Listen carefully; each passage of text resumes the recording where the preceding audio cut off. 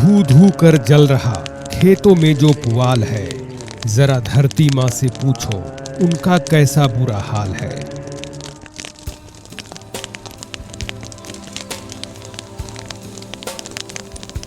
विगत कुछ वर्षों से उत्तर भारत के किसानों में फसल उत्पादन के उपरांत अवशेषों को खेतों में ही जला देने की प्रवृत्ति देखी जा रही है, जो कि न सिर्फ हमारे स्वास्थ्य के नजरिए से जानलेवा है, बल्कि खेतों के स्वास्थ्य के लिए भी भारी नुकसानदायक है। इस समस्या के पीछे दो कारण हैं। पहला, किसानों के बीच भ्रांति। किसानों के बीच ऐसी मान्यता है कि पुआल को खेतों में ही जला देने से खरपतवार एवं हानिकारक कीटों को खत्म किया जा सकता है। लेकिन सच तो यह है कि इस क्रिया से फायदे का कोई वजह नहीं, सिर्फ नुकसान ही नुकसान है।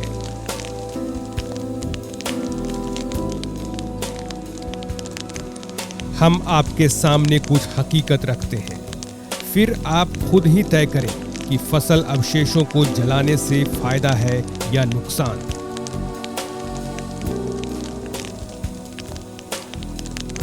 पुआल जलाने से मिट्टी के पोषक तत्वों की क्षति होती है।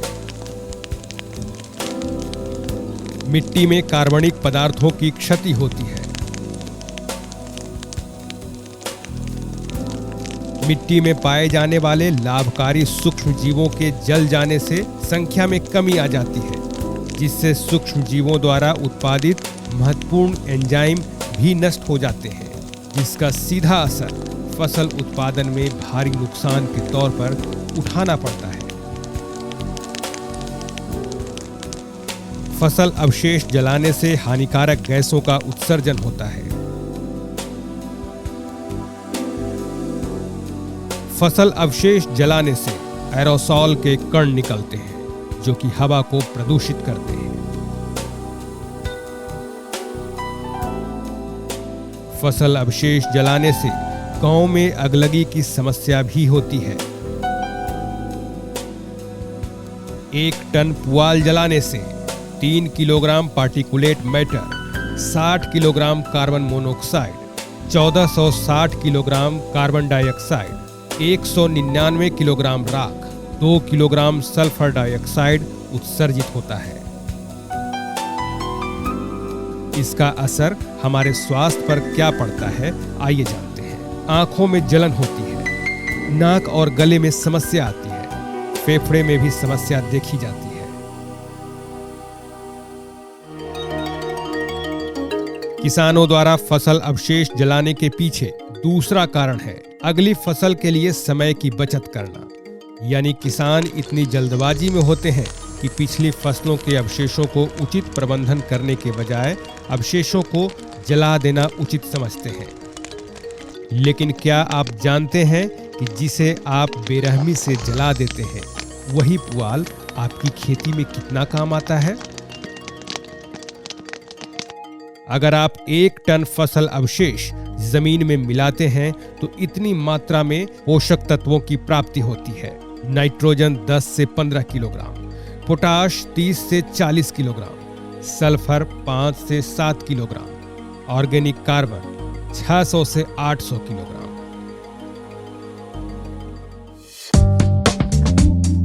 पुआल कूड़ा नहीं, खेती का गहना है। इसे मिट्टी में मिलाना है, कभी नहीं जलाना है।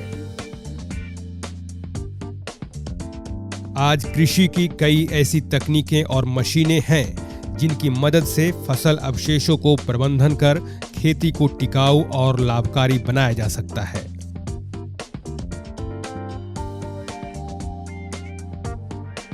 Zero till seed cum fertilizer drill. इस मशीन द्वारा गेहूं की बुआई के समय धान के खूंटी को जलाने की आवश्यकता नहीं पड़ती, जिससे भूमि की उर्वरा शक्ति और संरचना अच्छी बनी रहती है। Happy seeder. कंबाइन मशीन द्वारा काटे गए धान के खेतों में बिना पुआल जलाए गेहूं की बुआई सरलता से किया जा सकता है। मल्चर धान के पुआल एवं खरपतवारों को काटकर मिट्टी में मिला देता है। इसकी सहायता से धान की कटाई के बाद गेहूं की तुरंत बुआई की जा सकती है।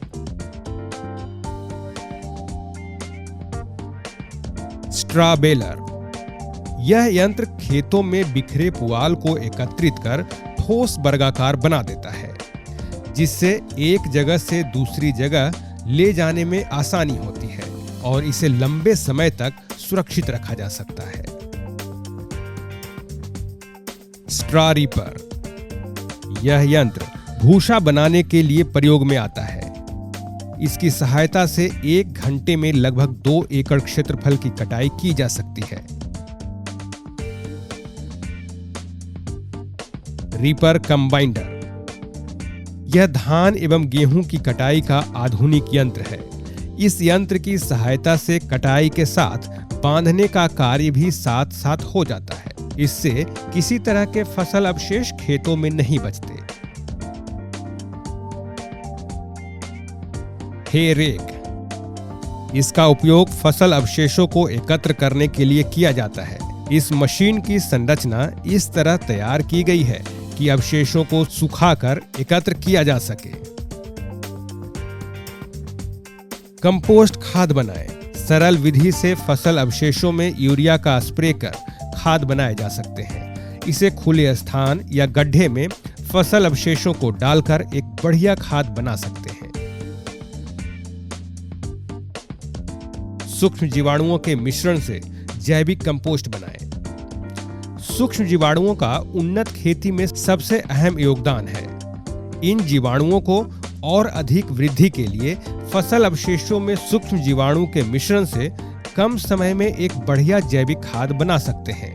इसे बनाने के लिए बाजार या कृषि विश्वविद्यालय से सक्रिय जीवाणुओं का मिश्रण लिया जा सकता है। पुआल को छोटे छोटे ढेर बनाकर इसमें इस सम्मिश्रण को पानी और गाय के गोबर के साथ मिलाकर एक समान छिड़काव कर देते हैं। ध्यान रखते हैं कि ढेर में 40 से 50% तक नमी बरकरार रहे और ढेर के अंदर हवा जाते रहे। इस प्रकार से 60 दिनों के अंदर एक बढ़िया जैविक कंपोस्ट कम खर्च में तैयार हो जाता है। सजावटी सामान बनाएं। फसल अवशेष विशेषकर धान के पुआल से बेहतरीन सजावटी सामान बनाए जा सकते हैं। बिहार के जहानाबाद जिले की महिलाएं पुआल से बना रही हैं तरह तरह की सजावटी सामान। इससे इन्हें अच्छी आमदनी और सम्मान प्राप्त हो रहा है। डिस्पोजेबल थाली बनाने का व्यवसाय शुरू करें। फसल अवशेषों से इस प्रकार के खाने की डिस्पोजेबल थाली बनाने की शुरुआत कर चर्चा में आए IIT दिल्ली के इन छात्रों ने फसल अवशेष प्रबंधन के लिए एक नए युग की शुरुआत भारत में की है। इस क्षेत्र में युवाओं के लिए अभी असीम संभावनाएं हैं।